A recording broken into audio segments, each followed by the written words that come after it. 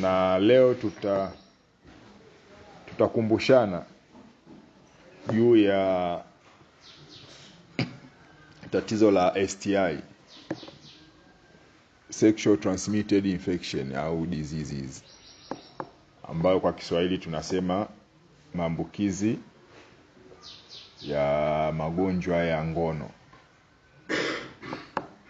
Sawa?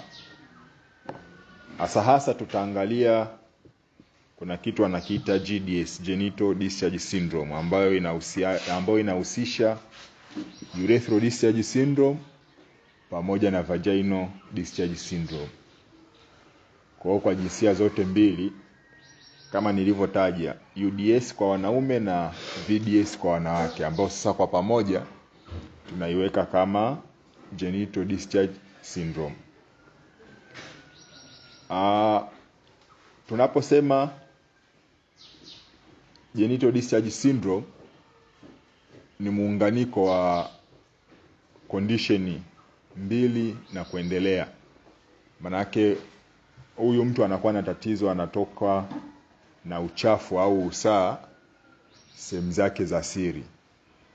Kwa haraka inakuwa ni ngumu kufahamu au kutambua kwamba ni ugonjwa gani hasa pale ambapo unakuwa una uhaba wa vipimo vya kuweza kujua moja kwa moja kwamba hii ni shida gani.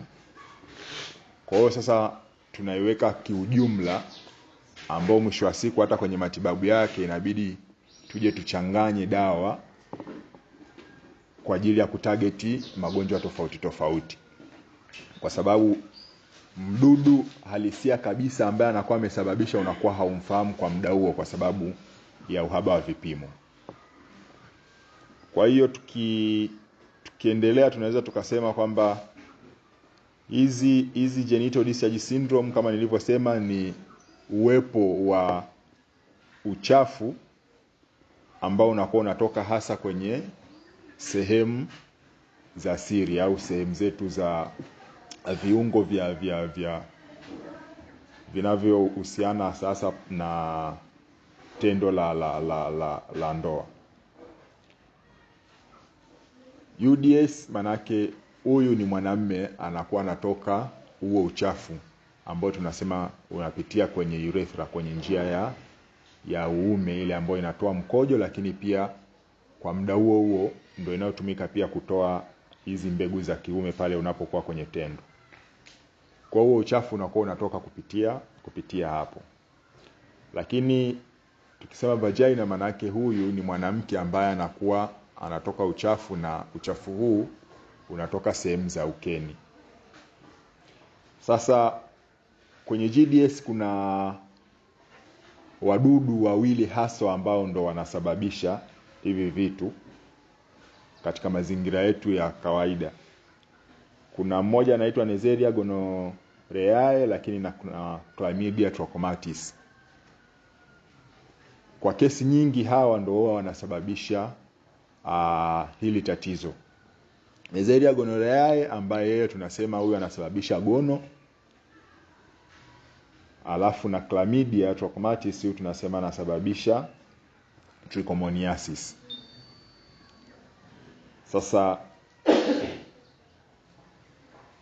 hawa kwa pamoja tunawatibu au tunaweza tukawagundua kupitia vipimo tofauti.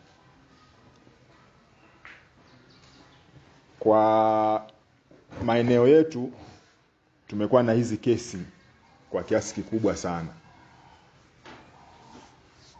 Kwenye mazingira yetu ya kambini watu wanakuja na lalamika, mimi natoka mashira hivi na hivi. Kwa hiyo tumekuwa na wagonjwa wengi sana wa hizi kesi.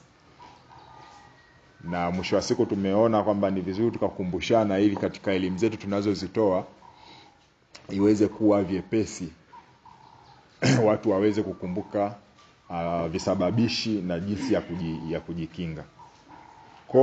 Kwa kambini mara nyingi huwa tunachanganya hii gonorea pamoja na syphilis. Kwa mtu atakuja atakwambia mimi naumwa kaswende. Kaswende ni syphilis, si ndio? Kwa hiyo kaswende ni tofauti na gono. Sawa jamani? Kwa tuwe na huo uelewa kwamba kaswende na gonorea ni vitu viwili tofauti. Sasa kuna dalili ni zipi? Dalili za haya magonjwa, kwanza wanasema unaanza kusikia, kwa wanaume unaanza kusikia muwasho kwenye ile njia ya mkojo. Unakuwa unasikia muwasho pamoja na maumivu, hasa kipindi unakojoa. Lakini hiyo pia hata kwa wanawake inatokea, anakuwa anaanza kusikia maumivu kipindi anakojoa. Lakini pia unapata, yani unakuwa na ile kukojoa kwa mara kwa mara kwa sababu ya unaweza kuwa unakojoa usimalize mkojo. Kwa muda mwingi unakuwa unajisikia kukojoa. Lakini dalili nyingine ambayo ni kubwa zaidi, ambayo sasa ndio inaweza ikakushtua, ni hii ya kutoka na nini? Na uchafu. Wanasema ni urethral or vaginal discharge. Nyingine ni wakati wa kufanya tendo la ndoa unaanza kupata maumivu. Unaanza kupata maumivu. Lakini pia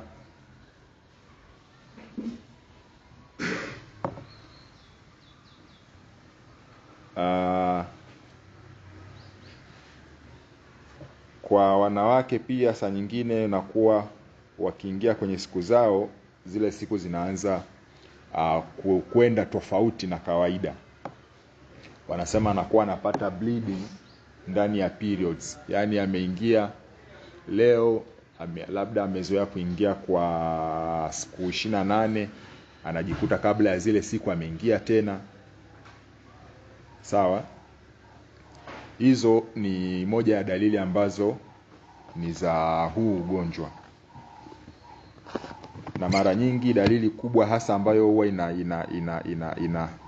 inatishia ni hiyo ya kuanza kuona uchafu unatoka. Na mara nyingi uchafu huu unakuwa una rangi kama ya njano kuelekea kama kwenye kijani fulani hivi. Ukiachana na ule mweupe ambao sana huwa unatoka kwa wanawake, ambao tunasema ni vagina, ni fungus au candida. Kwa hiyo hii inakuwa ina rangi kama ya njano inatoka, lakini pia inaweza ikawa na harufu. Sawa? Inaweza ikawa na harufu. Sasa unaambukizwaje? Njia kubwa ya maambukizi ya tatizo hili ni kujamiiana bila kutumia kinga ipasavyo. Sawa? Hasa kwa mtu ambaye anakuwa tayari ana maambukizi ya hawa wadudu. Kwa namna moja au nyingine, unapofanya kile kitendo, kwa sababu unakuwa haufahamu, unakuwa kwenye riski kubwa ya kupata maambukizi ya hawa wadudu. Hiyo ndio njia kubwa zaidi. Kuna njia nyingine, study nyingine sasa hivi zinasema kutumia midoli hii, ambao kuna watu wengine wanaitumia, ambayo pia sio salama. Labda alishatumia mtu, umekuta tu umewekwa hapo na wewe unaanza kutumia. Inaweza pia ikasababisha. Lakini wale ambao wanajihusisha pia na mapenzi ya midomo, si ndio? Wazee wa kuzama chumvini. Kwa hiyo pia ni njia mojawapo ya kuweza kupata maambukizi. Na kwa namna hiyo maana yake ni kwamba hili tatizo linaweza pia likaathiri sehemu za kinywani, ukiachilia mbali tu kwenye sehemu za za siri. Kwa sababu kwa wale ambao wanapata maambukizi ya wadudu sehemu za mdomoni, maana yake pia wanaathirika kwa namna hiyo. Lakini njia nyingine pia ni kutoka kwa mama kwenda kwa mtoto. Kwa wamama ambao unakuta ni mjamzito na kwa bahati mbaya labda hakupata matibabu mapema ya tatizo hili, hasa gono, kuna uwezekano mkubwa sana wa kumwambukiza mtoto pale ambapo anakuwa amefikia kipindi cha kujifungua. Na mara nyingi watoto huwa wanapata maambukizi kwenye sehemu zao za macho ambao wanaita hiyo ophthalmic neonatal. Sawa? Njia nyingine tunarudi pale pale, bado ni kwenye hizo issue za mapenzi, lakini hii sasa inahusisha na mapenzi ya jinsia moja, hasa wanaume wanaoingilia wanaume wenzao. Sawa? Pia wanakuwa kwenye riski. Huyu ambaye yeye ndo anafanya kile kitendo, maana yake anakuwa kwenye riski ya kupata matatizo kwenye njia yake ya mkojo, lakini yule ambaye anafanyiwa pia ana uwezo wa kupata hayo maambukizi na yakampelekea mbeleni kwenda mpaka kwenye, wanasema kwenye utumbo ule wa mwisho, kwenye rectum.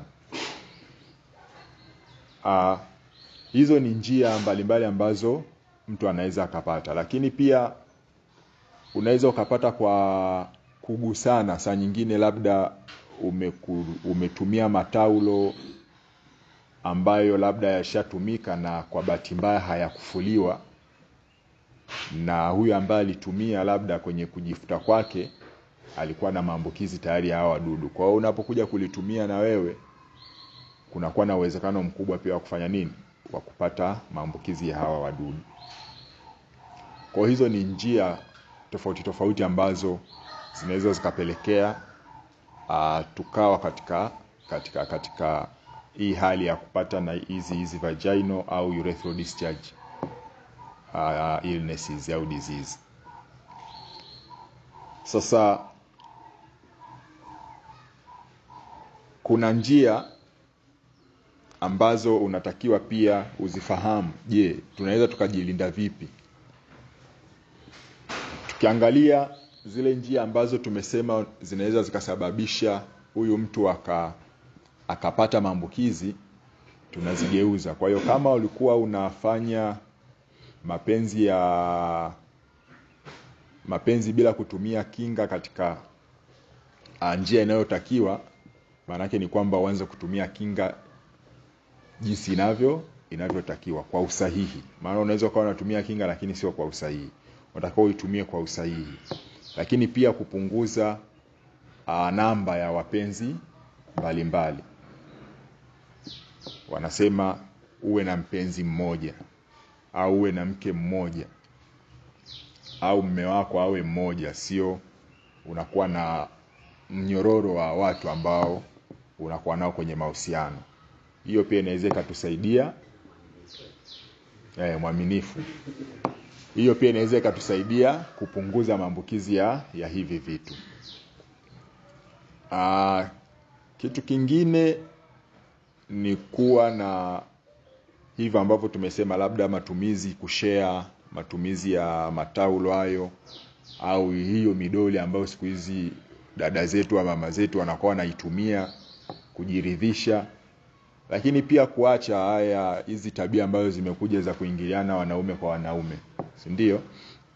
Hizo ni njia ambazo zinaweza zikatusaidia kupunguza maambukizi ya haya matatizo. Njia nyingine kwamba umeshapata sasa, basi wahi kwenye huduma za afya kabla hujaambukiza watu wengine. Kwa hiyo pia inaweza ikawa ni njia mojawapo kwamba umegundua una tatizo, ujitahidi kuwahi kwenye matibabu. Sasa hizo ni njia, lakini kuna study mbalimbali ambazo pia zinasema huu ugonjwa huo unaanza kuonyesha dalili kuanzia siku ya pili, siku 2 mpaka siku 14. Yaani hiyo tunasema ni incubation period. Lakini dalili hasa huwa zinaanza ndani ya siku 2 mpaka siku 6 mpaka 8.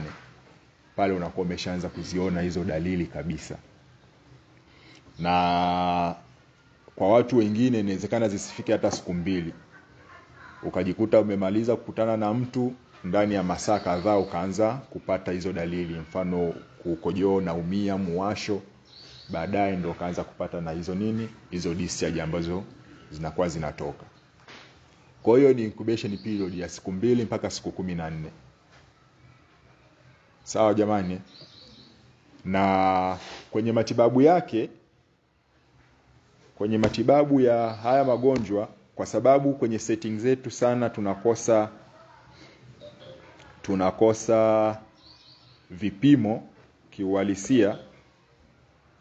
Kuna vipimo mbalimbali ambavyo unatakiwa upime, mfano kama hizo culture and sensitivity, kujua kwamba ni mdudu gani ambaye yupo kwa muda ule amesababisha hicho kitu, na mdudu huyu je anaweza akatibiwa na dawa gani specifically ya kuweza kumuondoa ili wewe urudi katika hali yako ya kawaida.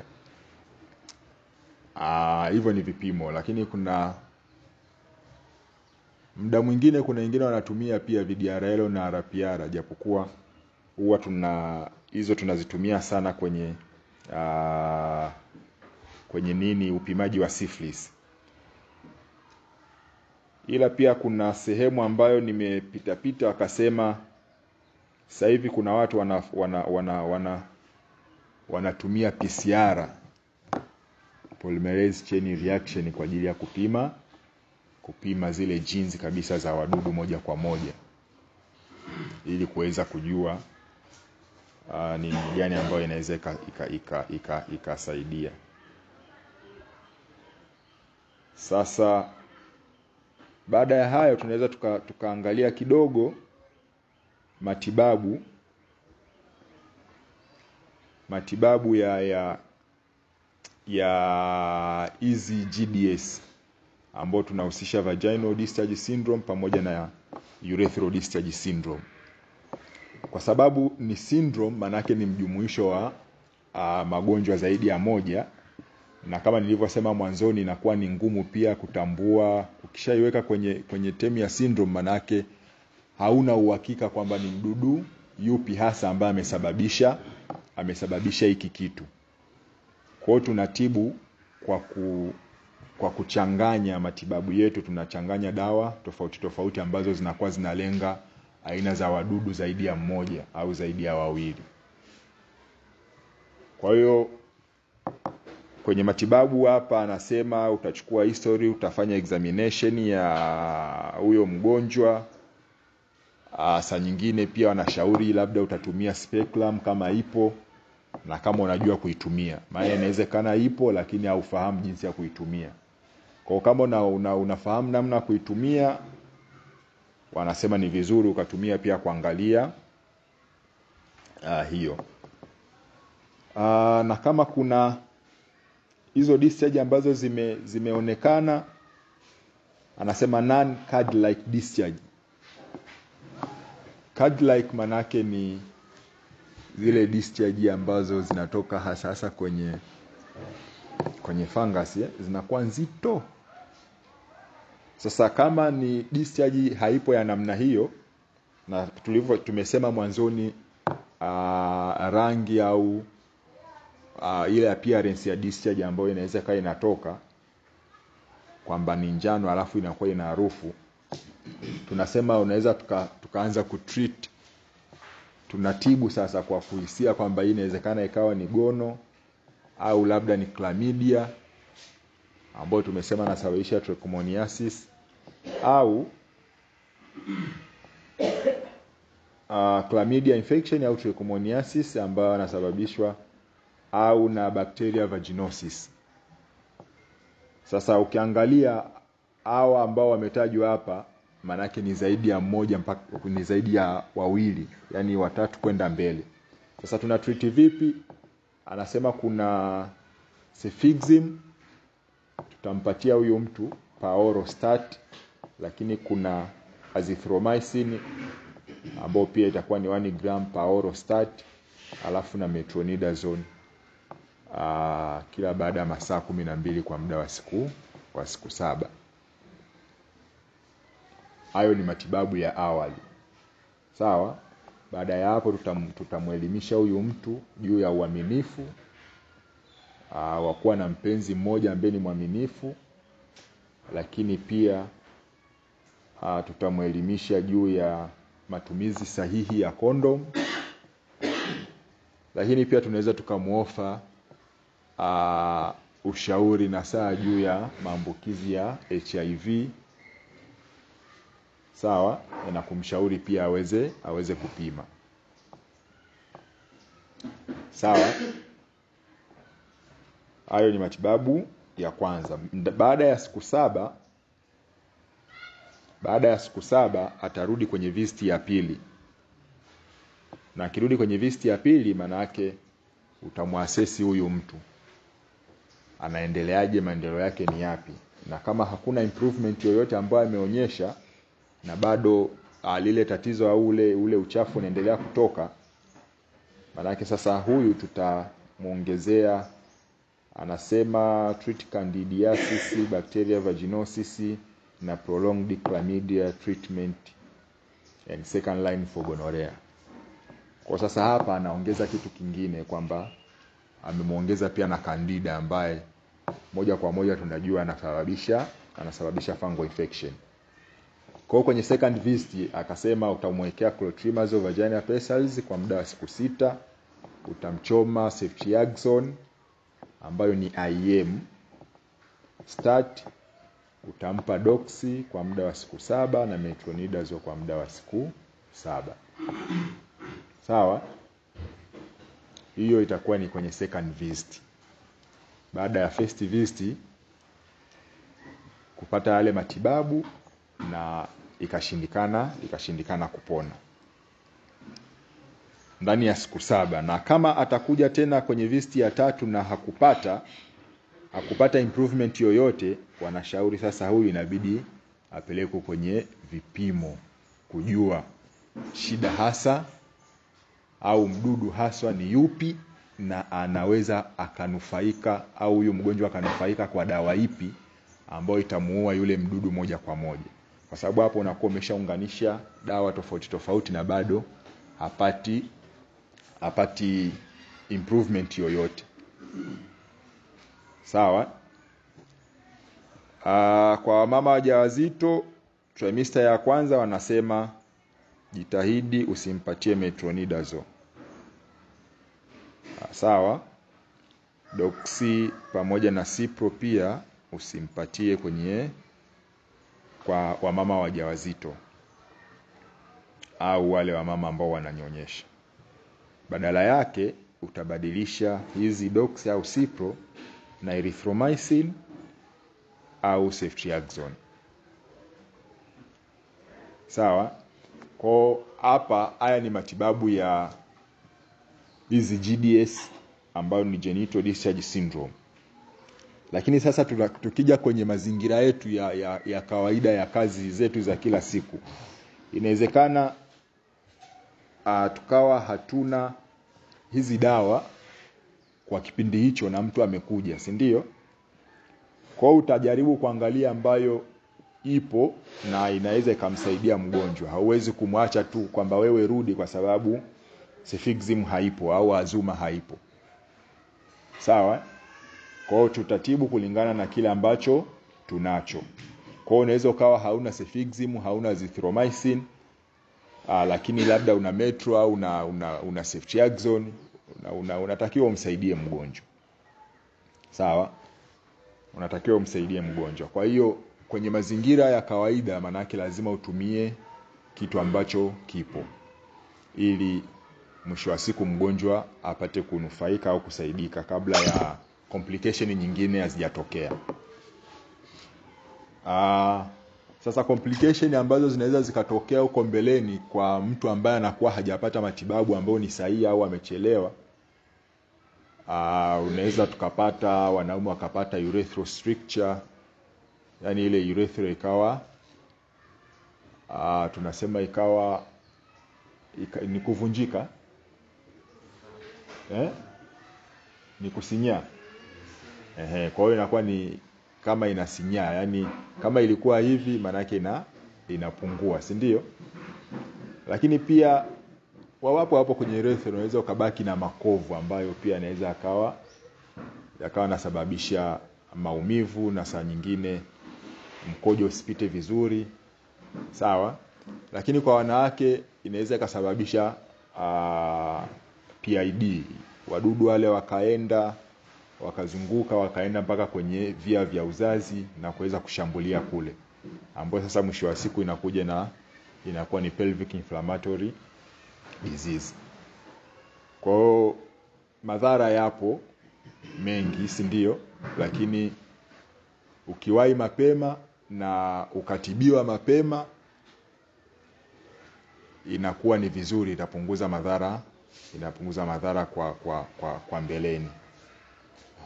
Ushauri mwingine ni kwamba unapokuwa kwenye matibabu, wanashauri usijihusishe na mapenzi kwa muda ule wa matibabu ambao unakuwa unaendelea nao. Sawa? Hii inatusaidia kuweza kupata maambukizi ya mapya. Sawa? Kwa sababu tayari tunakuwa tumekuweka kwenye dawa, basi ujitahidi kwa kile kipindi usikutane na mtu yoyote. Lakini pia tunashauriwa kuweza kutibiwa kwa pamoja. Manake hauwezi kuwa single alafu ugonjwa ukaupata upo usingizini, hapana. Manake kama umepata hii, kuna vitu hapa ambavyo vinaendelea. Ukiachilia vile visababishi vingine ambavyo vipo kwa asilimia chache sana. Kwa asilimia kubwa ni hii ya kukutana kimapenzi. Kwa ni vizuri zaidi unashauriwa kwamba uje na mwenzako, kama ni mke au mpenzi wako, na kama una mke zaidi ya mmoja, maana yake unatakiwa wote pia ufanye nini? Uje nao. Na kuna majarida mengine yanasema kama umegundulika leo, basi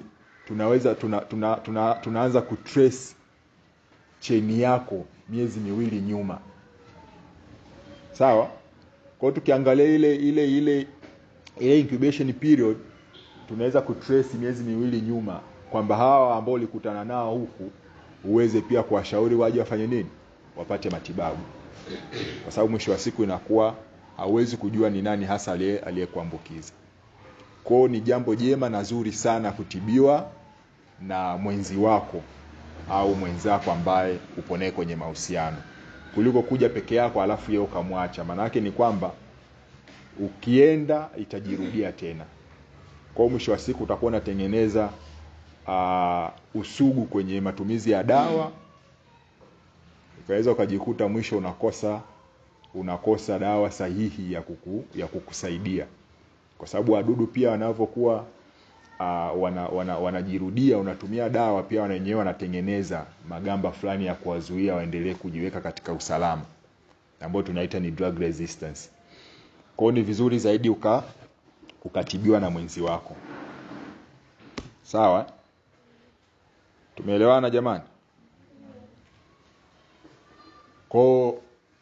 Kwa machache hayo na kulingana na muda wetu pia,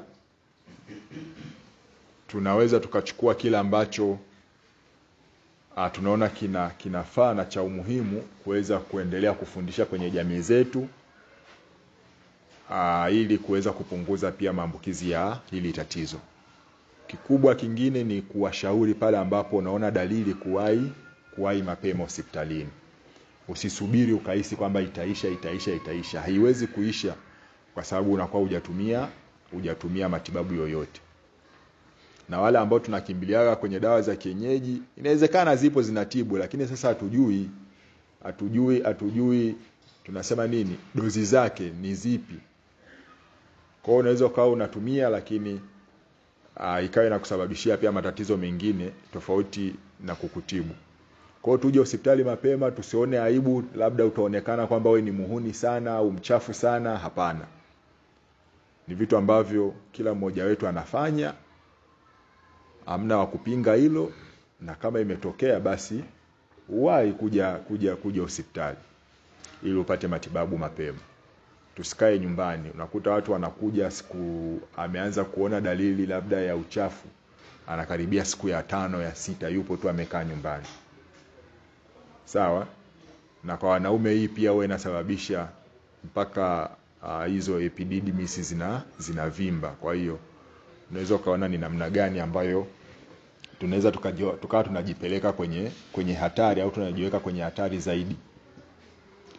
Kwa huo ndo ushauri wa haraka haraka ambao tunaweza tukautoa kwa wale ambao tayari wameshakuwa wahangwa, wasikae nyumbani, watafute huduma za afya mapema. Sawa. Basi kwa kusema